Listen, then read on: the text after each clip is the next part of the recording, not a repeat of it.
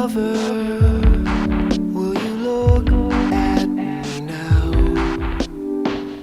I'm already dead to you, but I'm inclined to explain what I could not before. Whatever you didn't do, what you couldn't say, I am sorry the worst has arrived, for I deserve more, for at least I deserve the respect of a kiss goodbye.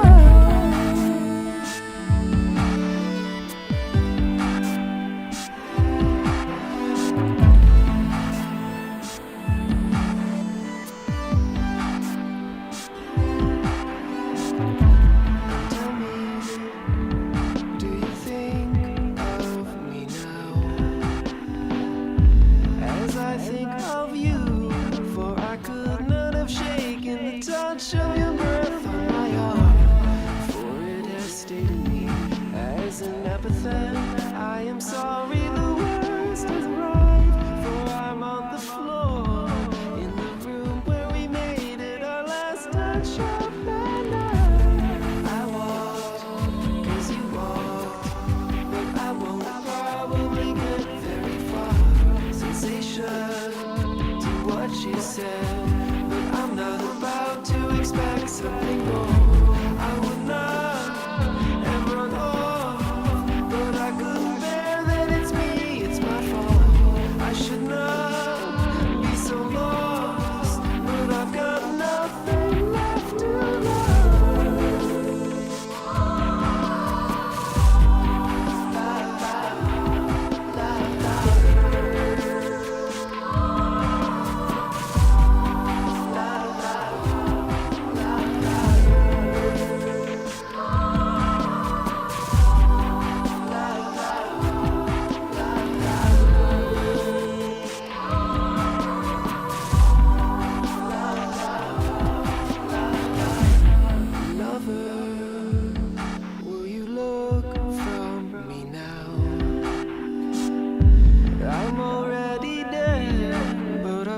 To explain why I left such a mess on the floor. For when you went away, I went crazy. I was wild with the blast of a dog. I ran through the night with a knife in my chest, with the lust of your loveless smile. I walked, cause you walked, but I won't probably get very far. Sensation to what you said, I'm not about to expect something more. I would not ever run off, but I couldn't bear that it's me, it's my fault. I should not be so lost, but I've got nothing left to love.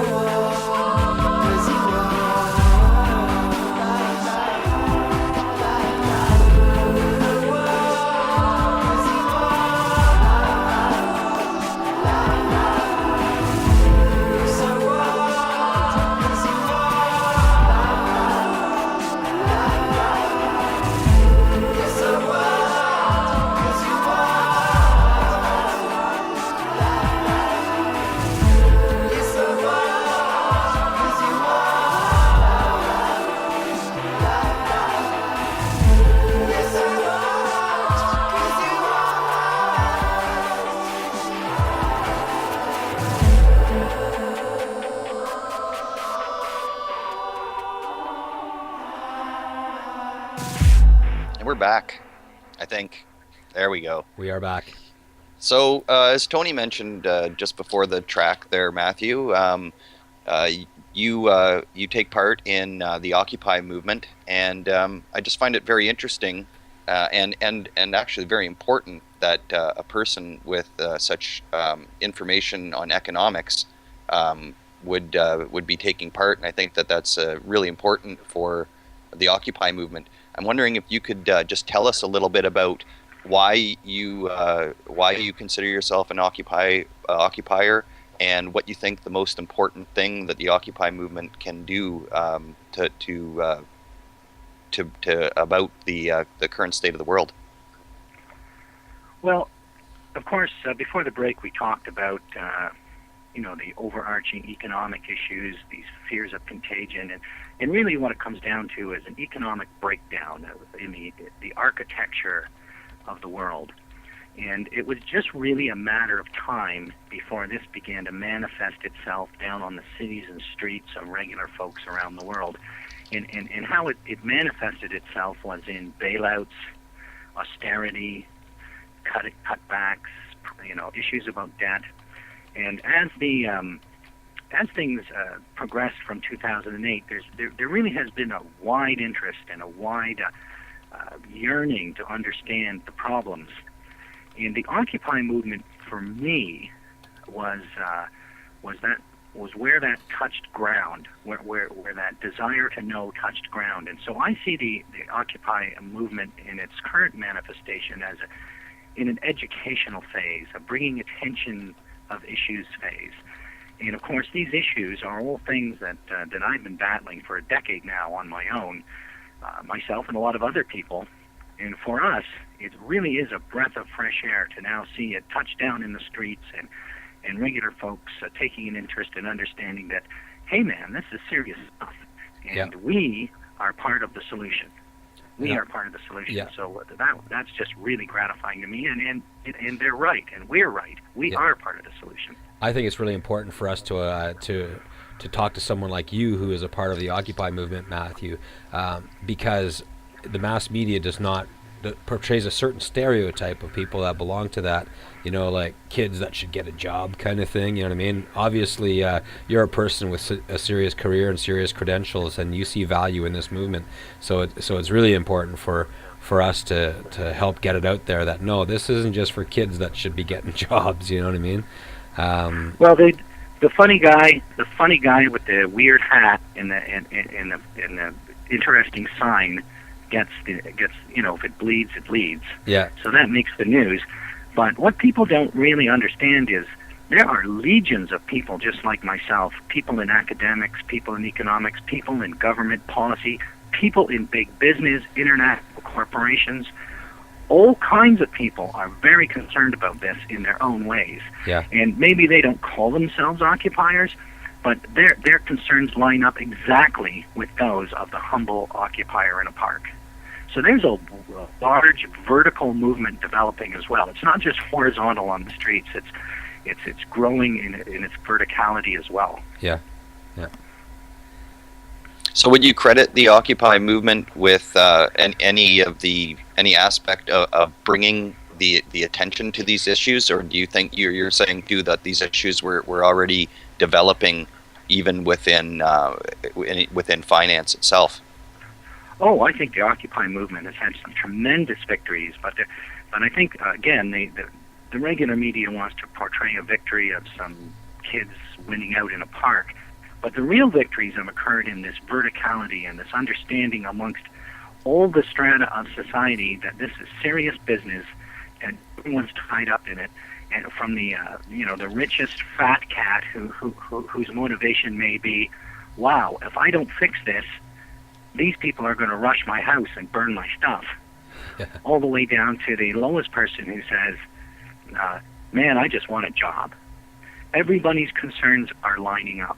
And for me, this is a tremendous victory. And it was Occupy, the visible manifestations of Occupy, that forced this conversation onto people, because maybe they were thinking it or wondering it, but now they have to talk about it.